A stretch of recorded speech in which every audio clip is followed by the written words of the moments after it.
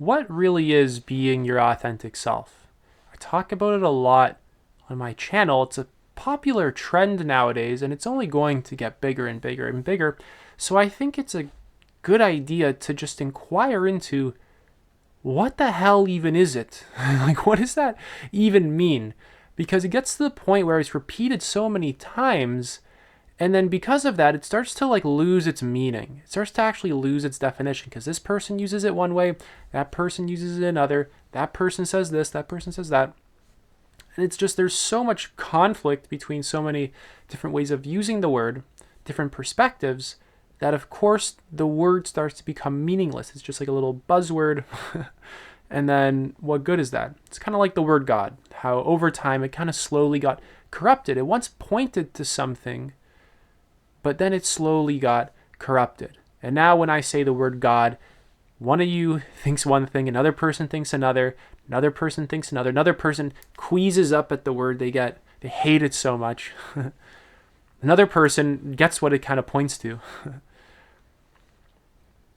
So all these interpretations, all these conflicting worldviews, all these conflicting ideas, I want to start to actually define what it really is to be your authentic self. So you get a clear and pretty sharp idea of this so that you're not really fooled by new age garbage or anything like that. And this is just one perspective, and there's going to be a lot more that you can actually add on top of this. And I would really recommend doing a lot of your own sort of investigating, checking out my free book list, buying a few books on there, and whatnot. But nonetheless, in this video, I'm going to be giving you some very fundamental aspects of how and really how to be your authentic self, and what even is that? Like, what does that really entail? What's going on there?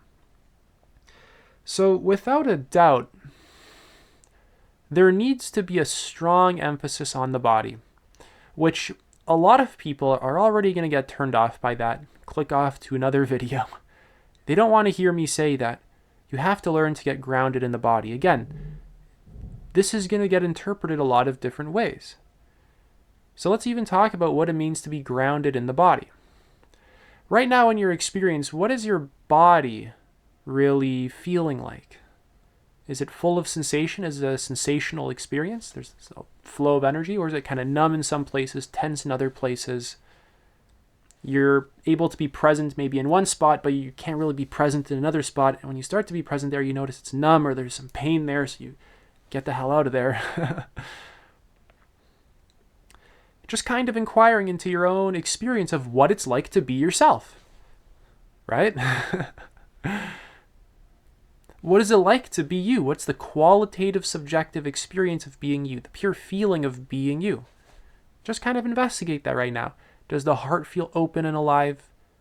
Does the gut feel tense, or does it feel open? Does the heart feel numb? Are the shoulders raised and kind of locked there out of some subtle anxiety? What's kind of going on there? And I would argue that being our authentic self involves the letting go of a lot of these extra protection mechanisms of tension and this avoidance and this grasping and this clinging. In order to really be who you are and your authentic self, there has to be some lasting stability that occurs within your own being, an ability to continuously remain inhabiting the body through the ups and downs of life, through the high highs, like those amazing blissful feelings, and actually allowing them to happen rather than repressing them, because a lot of us actually cap our happiness. We can't feel past a certain threshold. Same thing with those low lows, fully diving into them, and then just allowing life to continuously move through you, allowing the flows of energy, the emotions, the thoughts, everything to just be arising and passing freely inside of you without restricting yourself. Because in order to actually be yourself, you have to totally occupy yourself, not clamp on it, resist it, push it down, inhabiting the space that you occupy in the world, and not be sorry about it. Right? Not push yourself onto the space of others, but not be sorry or feel guilty about having your own needs, inhabiting this space, being able to assert yourself when you have to, set a boundary when you have to.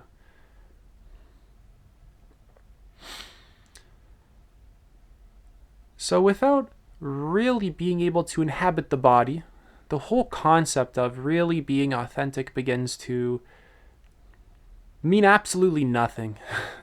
It just starts to become totally, it's just a buzzword. It's just a thought. It's just a concept that we have. It's not an actual qualitative experience of ourselves. It's not us actually experiencing ourselves to be authentic. It's just a thought that we have, and we start kind of chasing that thought that we have of like, this is what it is to be authentic. We start chasing the thought of it. Kind of like in non-duality. A lot of people chase the idea of awakening and chase the idea of non-duality. And this kind of keeps them on this sort of hamster wheel.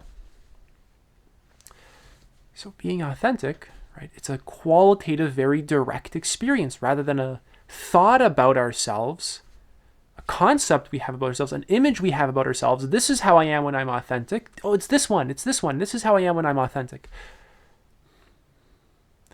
This is where a lot of people start to get mixed up.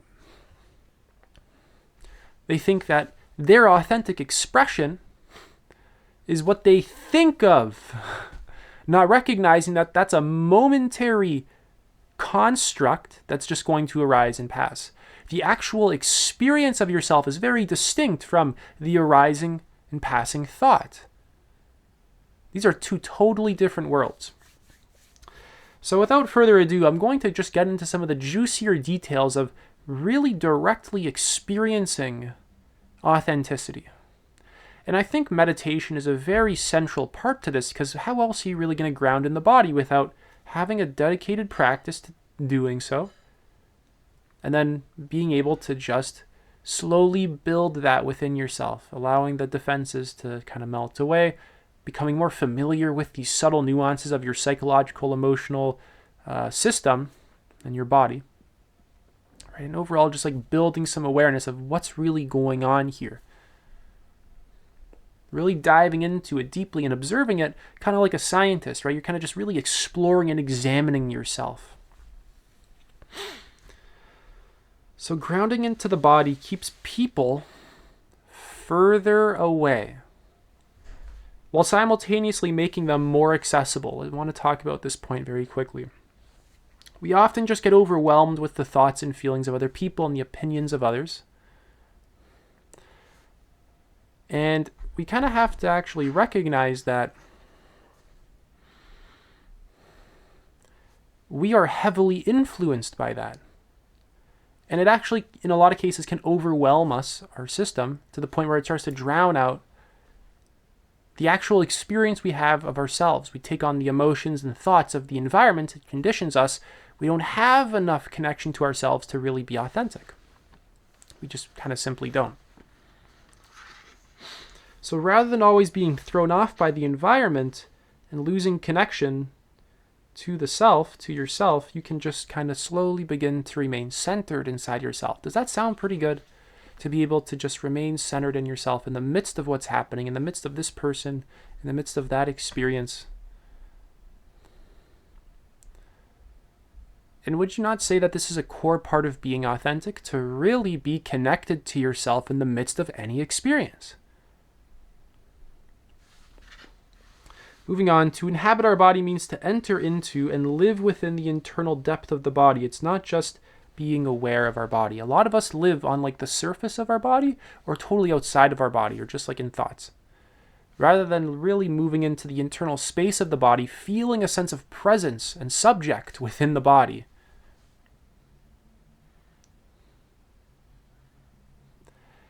And you can really kind of see that this is just kind of thinking about it, this is a very different experience from kind of just being on the surface in some places to really inhabiting the depths of it, the depths of the internal space of it.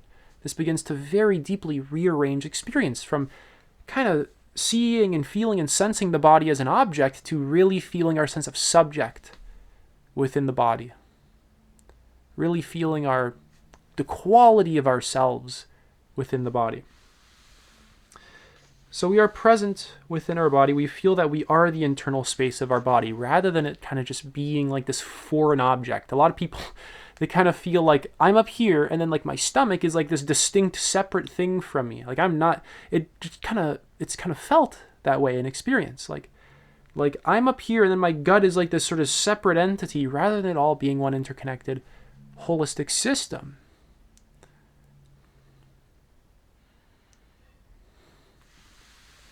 So embodiment, aka just inhabiting the internal space of the body, is a shift from living on the surface of the body or even in front of it or above it, or kind of just like being disconnected from it in general, to really living in the internal space of the body. And this begins to get more fruitful and obvious the more you actually practice something like Vipassana meditation, because you need that ability to just watch experience and to investigate it closely like a scientist.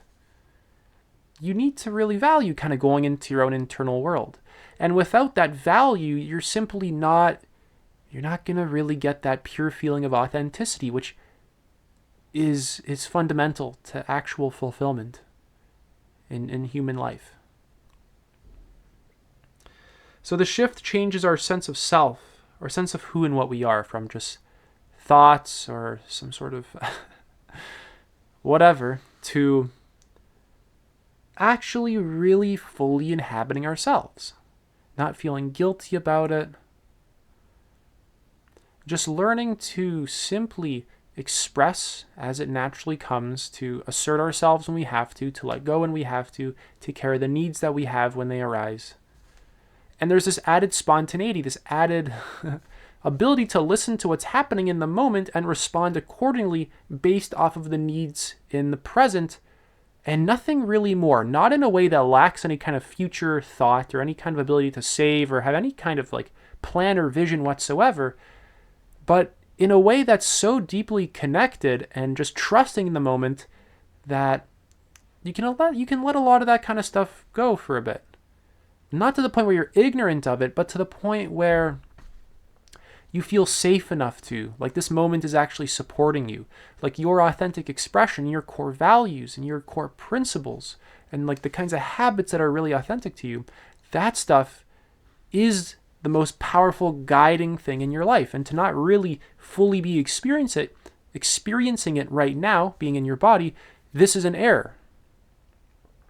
Right? It's not this ignorance of like having any kind of vision for your life or being able to save for the future. It's just a deeper connection to being, to existence, to the present, to one's actual self. And this consciousness, the shift, actually impacts relationships. You can connect way deeper, because where do relationships take place? In the present. If you're disconnected from the present, you're disconnected from other people, you're disconnected from yourself. The work you do is far better, far higher quality, far more impactful. Because if you're not present with the work you do, right, you're kind of disconnected from it. Your creativity goes up. You're actually connected to creation. Connected to the present. This is creation right here. So your creativity goes up. Or if you're kind of disconnected, it's just kind of dull, it's numb. Connecting to the present is the source of just spontaneous creativity. So every part of our body and every single function of our being has a particular feel to it. Our heart has this quality of love. Our throat has the quality of our voice. Our head has the quality of mind and intelligence. Our gut has the quality of willpower. Our genital region has the quality of sexuality, etc. And more. I'm not going to go into too much depth about it. And it's learning to just kind of attune to the most natural things that are actually occurring inside of you, not constructing some new thing, right? Like I'm not constructing these qualities, right? Even though if you're kind of inexperienced in this kind of work, it can seem like bullshit. Lucas is like he just made all that kind of stuff up. No. These are qualities that are already existing there. And the second you learn to attune to them, you find them. Kind of like how there's already skin cells, for example, or like there's a illness, right? And then if we don't have the tools to examine what's there at the level that we can't see it. And we're going to be ignorant of it. Right? The guy who actually first proposed that doctors wash their hands, I think his name was Ignaz Semmelweis. This was before germ theory. It's common sense nowadays to wash our hands, right? But when he said it, right, he had this sort of theory that maybe there's something on our hands are dirty, they're transmitting diseases. He was a physician, and it's causing people to die and get sick. Right? Maybe we have to wash them. Or when he proposed that idea to doctors, they ridiculed him. They thought he was crazy. He was actually put into a mental asylum, and I think he was beat by the guards, and he died shortly after. This is what happens when people try and make changes. Humans aren't typically so inviting of that. We tend to be quite closed and quite conservative. That's like the default space to be, rather than open and kind of more interested in change. And to do this kind of work properly, you got to build that openness rather than just being closed for defensive purposes, essentially.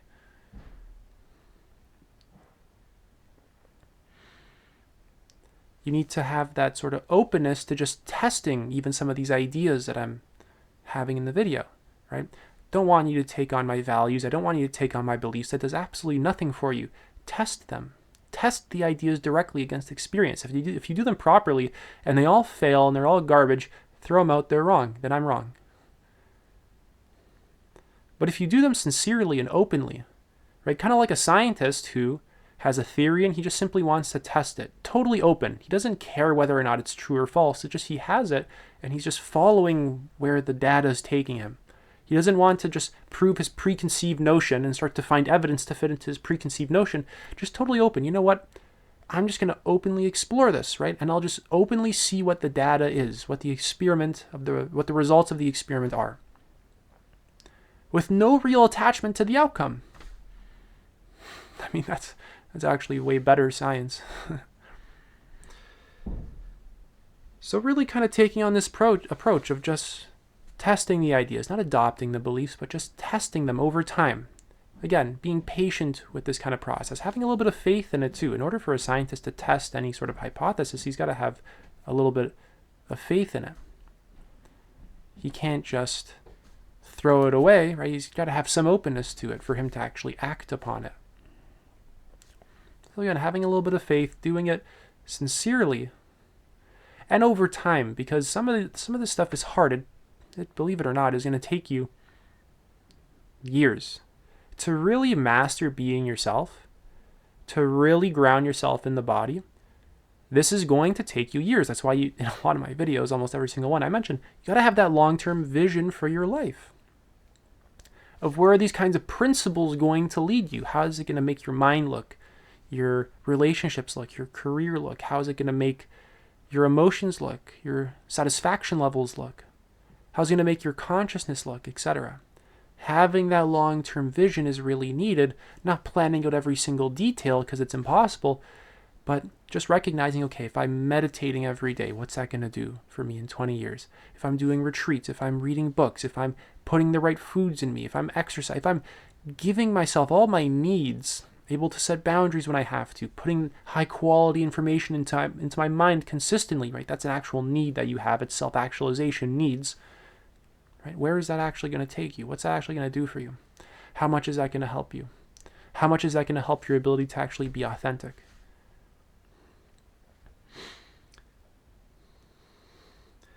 So back to these kinds of qualities, we don't have to create these qualities of like love in the heart. And I'm sure you've actually felt it. If you ever had a relationship in your life or fell in love with someone, you'll notice that openness and sense of love in the heart. Your sort of heart is open.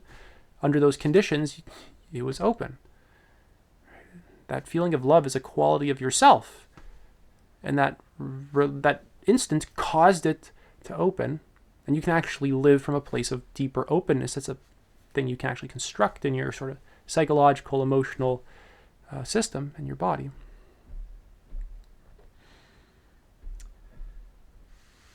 So we discover a lot of these qualities through embodiment, through connecting to the body genuinely. And this actually begins to give us a very different experience of ourselves. Rather than being disconnected or lost in thoughts or outside, kind of living outside of the body, or on the surface of it, we start to feel ourselves present inside of it. And this really begins to allow us to be genuinely authentic, because in order to be authentic, you have to be grounded in yourself, connected to yourself, or else it's just thoughts, it's just concepts, it's just daydreams. So this kind of work gives us a sort of felt and qualitative experience of existing, connecting to existence itself. There's a sort of metaphysical quality to it. Metaphysical and existential quality to it. And it's distinct from having that abstract idea of who we really are. An embodiment is kind of the shift from an abstract or narrative self, right? That sort of self-image, that psychological self-image, to a qualitative experience of who and what we actually are. And from that place, authenticity is just spontaneously arising and effortless, because we've wired ourselves to simply be that. That's it for this video. If you're interested in working one-to-one with me, you can apply to do so. Link is in the pinned comment. Take it easy.